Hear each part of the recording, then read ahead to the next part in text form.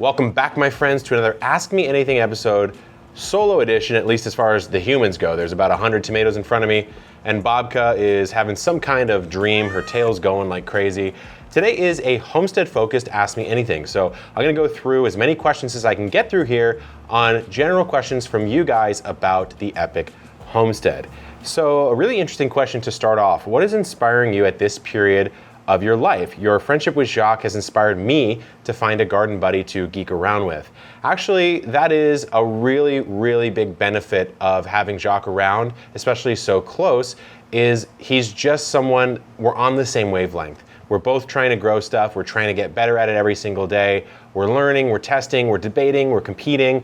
But as far as what inspires me at this period of my life, it's actually a really interesting question. I would say that the growth of epic gardening, I think you guys know from watching and seeing new people on the channel that epic gardening is growing. We're up to about 21 employees now, and I'm the CEO of the company. So I'm on these videos, but I'm also running the company itself. And so what's inspiring me is trying to become the best leader and CEO that I can be, because last year we had about 4 people on the team. Now we have 20. It's a lot different company, and we're trying to do something really cool, teach the world to grow, offer the best products and the best in-class education that we can, which is a tall order. So I'm inspired by that right now. What are my favorite recipes I've learned from being a gardener? So there's an arugula salad that I've made even from back in my early days when I was just an apartment gardener, balcony gardener, which was basically chiffonading arugula. So you kind of roll it up and you give it that chiffonade style cut. And then what you do is you go Parmesan cheese, olive oil, salt, pepper, and a little bit of lemon. So stuff pretty much everyone has on hand, or if you don't, it's at least relatively cheap to get. And it's a really fresh salad. The bitterness of the arugula gets cut down by both the oil and the cheese, and then that lemon adds some acidity to the mix. So kind of the flavors are nice and balanced, and it's pretty healthy, somewhat filling. You can of course add some proteins and eggs and etc. to it, but that's like my base level thing that I really enjoyed. Obviously on the channel here, we've been doing some cooking videos, so some of these recipes that you'll see coming up have become my new favorites. Since you are in a climate that you can grow in almost year-round, do you ever experience gardening burnout? Actually, yes. I'll be honest with you guys. We can grow 365 days of the year, and also we have the added pressure of trying to grow things maybe a little out of season or that we might not like, because we know that enough people out there love eggplants that I want to show you guys how to grow eggplants, even though I'm not personally a huge fan of eating them myself. And that just could be a preparation thing. But for us, I think as this summer starts to come in, August, September, it's really natural, and definitely forgive yourself for this, to feel a little bit of burnout, like, oh man, like it's so hot. I don't want to go out in the garden and do this for the 100th time. It's a very natural feeling. So, grow a garden at the scale that is comfortable to you so that you don't experience this, but there's also nothing wrong with just chilling out and taking a break. How much does it cost on a monthly or yearly basis for all the tools and materials you bring to the homestead to supplement your composting, recycling, and product development in order to maintain and grow the homestead? It's hard for me to answer this one directly because I haven't done a full tally, and it really depends on if you're going to consider the projects that we did, the solar, the new roof, the garage floor. Does that count or does that not count? Because that's kind of a personal expense that I just wanted to beautify my space with. So I would say it's definitely more than your average garden. And that's including the fact that a lot of product we either get gifted or donated to test out to see if we like it. But it's quite expensive. Then again, we are constantly reinvesting in the channel to test out tools. I have 3 broad forks sitting in the shed right now. No one needs 3 broad forks, and you might even argue that no one even needs 1 broad fork at a backyard garden scale. And so I'm unfortunately not great at answering this because number 1, I haven't tallied it, and number 2, it's kind of just a nebulous definition. But suffice to say, it ain't cheap. How's your relationship with your neighbors? Are they bothered by the camera, projects, and Jacques? Well, everyone's bothered by Jacques. Why do you think he's not in this video? We had a fight. We're not talking right now. It's a big thing. No, I'm just kidding. Jacques is great.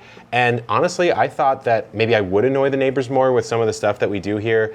We get big deliveries of mulch and we're messing around and we're filming content. But for the most part, quiet area, not a lot of issues. And if there is, throw a couple squash on the doorstep, things are good. No, a good relationship with the neighbors. Haven't really inspired too many of them to garden, but hopefully I'm inspiring you guys to garden, and maybe my neighbors will come along sometime.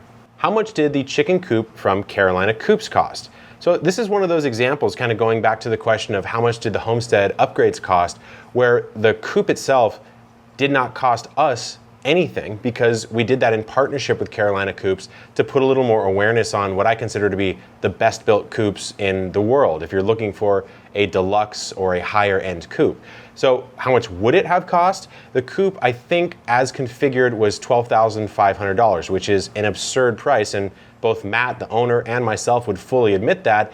But look, the Epic Garden is called Epic for a reason. I'm purposefully going a little bit overboard because I want to build a space that's really inspiring and aspirational and fun to be in, with the full understanding that there's a Carolina coop that's $2,000, which is still somewhat expensive, but there's also coops you can get from Tractor Supply that are in the $300 to $400 range, and as you saw from Jacques' channel, you can also build a coop. So hopefully it comes across that by putting in some of these higher end projects here at the Homestead, we're not broadcasting that that's what we think you should do. We're just saying, here's sort of where the peak is, and here are other ways that you can get there. So there's a lot of different approaches, but yeah, pretty pricey coop. Do you let your chickens run free in the garden sometimes? I've started to under very, very careful supervision. I know that we have a bunch of predatory birds that fly over. I hear hawks all the time.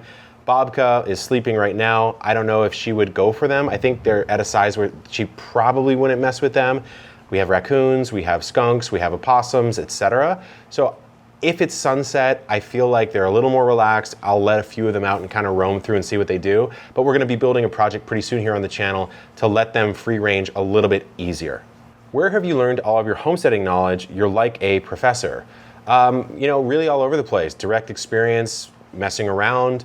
I've learned from books, I've learned from different YouTube channels, I've picked up information from Jacques and different friends of mine, chatting on Instagram. The thing that I think I have going for me is, for one reason or another, I simply just don't forget things and I can connect things really well. And so if I get a piece of knowledge about homesteading, let's say it's chicken care or growing garlic over the winter, as long as it connects to something else that I know from my gardening and homesteading experience, I really won't forget it. And that's kind of how I can put out a lot of this information.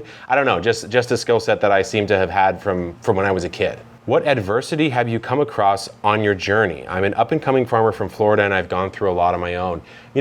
I think I should probably save that for a whole different video. I'm planning on doing a video of like how we became Epic Gardening, or how I became the Epic Gardener, whatever you want to call it, sort of like a life story. Definitely have had some adversity, not directly in gardening, but in life itself, and it kind of deserves its own story. So I'll probably save that for another time.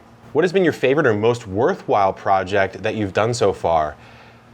Man, there's a couple, so I'm gonna cheat and give you two answers. The most worthwhile one is clearly the irrigation project.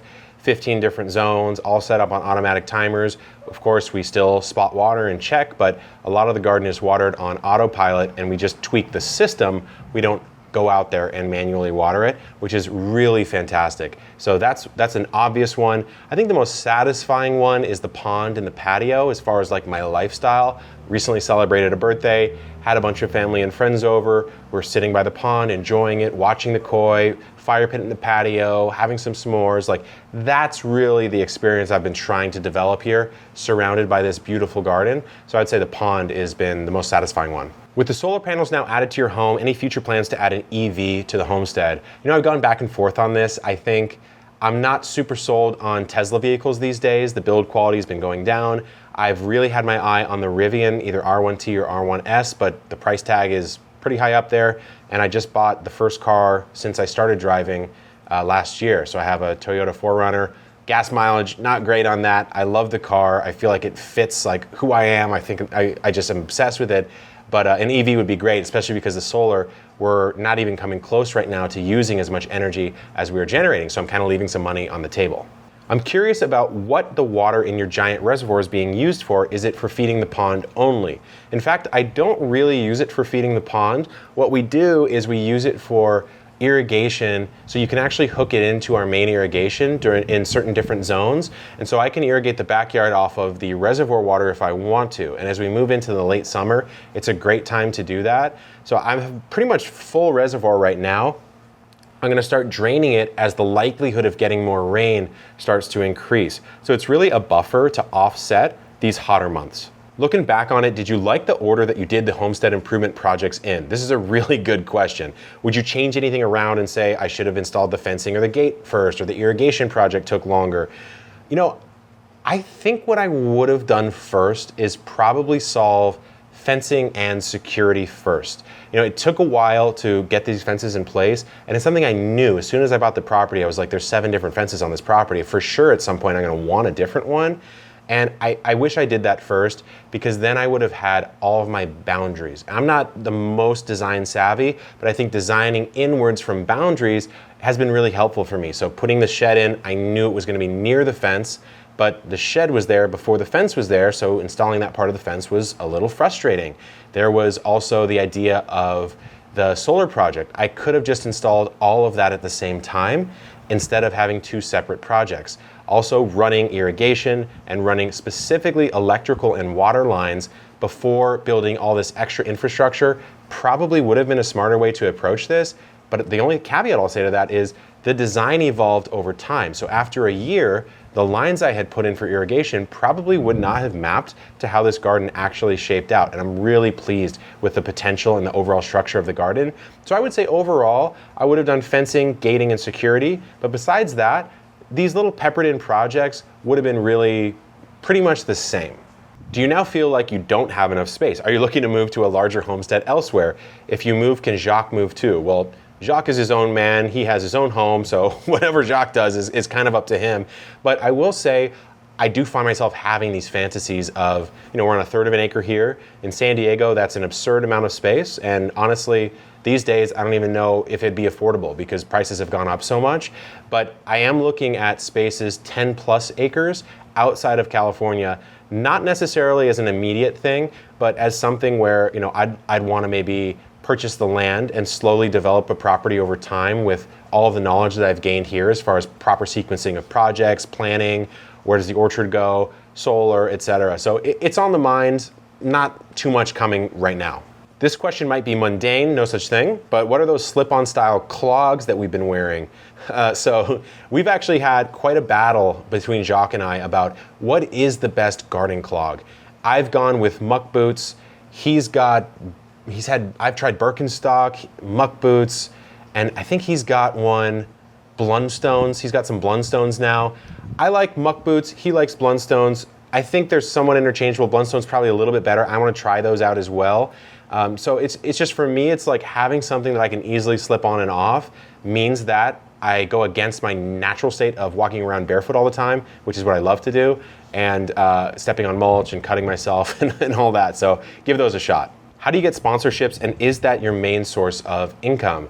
Surprisingly, unlike most YouTubers, our main source of income here at Epic Gardening and Epic Homesteading is not advertising on YouTube like the ads you see. It's really not even doing sponsorships with other companies. If you count up the ones that we've done in the past, it is way less than any YouTube account of our size. What we make our money on is honestly the way I'm very proud of, and it's that we want to offer best-in-class products and services directly to you guys, our audience, so that we are not making you watch all these ads and brands and shoving that down your throat because we need to make money. Now, that's not to say that there aren't ads on the videos and we aren't going to sometimes partner with brands that we really like, but generally speaking, the income that supports our 20-person team is literally coming directly from you guys when you shop and buy Birdie's beds or seed starting trays or Felco tools or pruning snips, anything like that. So we have dozens and dozens of more products that we'll be onboarding over the course of the next year, and hopefully those are of interest to you guys and you like them, because if you don't, well, things might have to change around here. Will you be doing collaborations with other gardeners like James Prigioni? I've done a couple with James. I hope to do more. I absolutely love James. His style is a little different than mine, and I think that's what is so exciting about both of us, both young guys. He has more of that upbeat, fiery style. I think I'm a little more like ridiculous slash chill, but that might make for a really good collaboration. I'll say stay tuned, because on the main channel, we do have a collab coming with Mark of Self-Sufficient Me. There'll be a video on his channel and a video on my channel, so stay tuned. And we're also doing some cross collaborations with Food 52, who's a cooking website and cooking company, as well as Meat Eater, who's a hunting and wildlife company. Will you ever try raising crop fish in your garden, such as tilapia, gourami, or bass? You know, I've thought about it. I think For now, no, but I might throw a couple tilapia in the pond if they play well with the koi. I don't actually know the interaction there.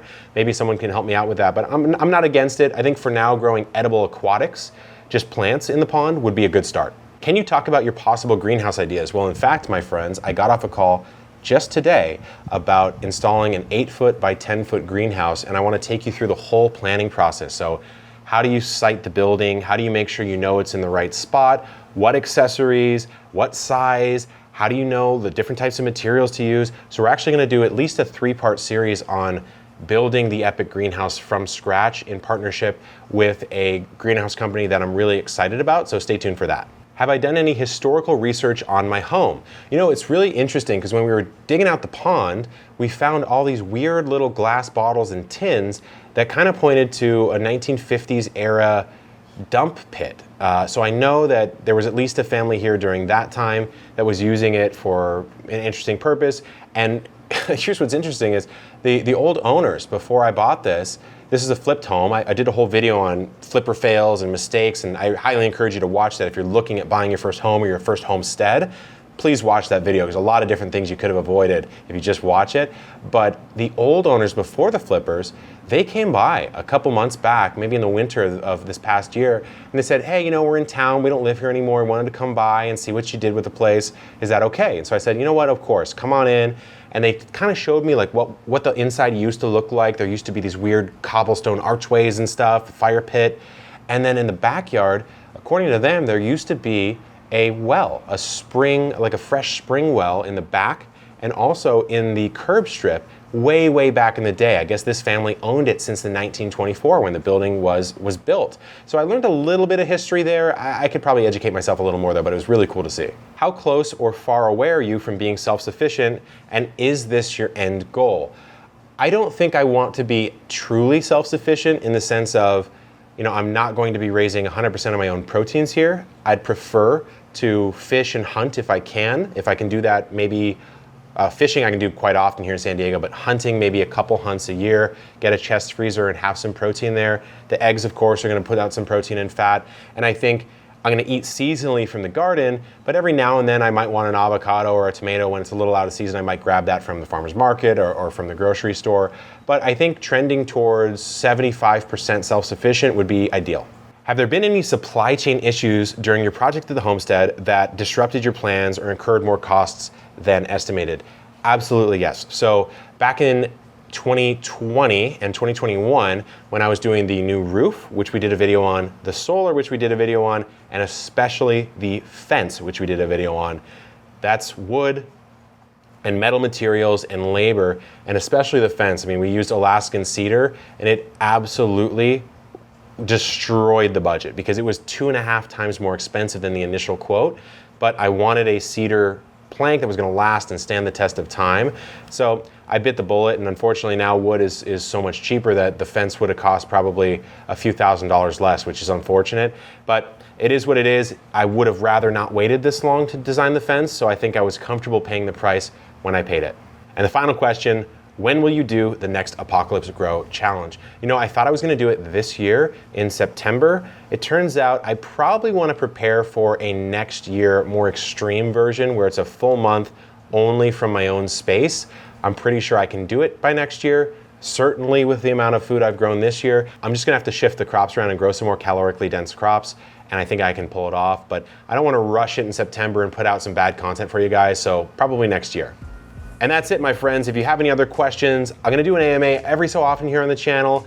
You might wanna ask Bobka a couple. She's probably got some answers for you. Oh, yeah, she sure does. She sure does. Until next time, guys, good luck in the garden and keep on growing. Bobby.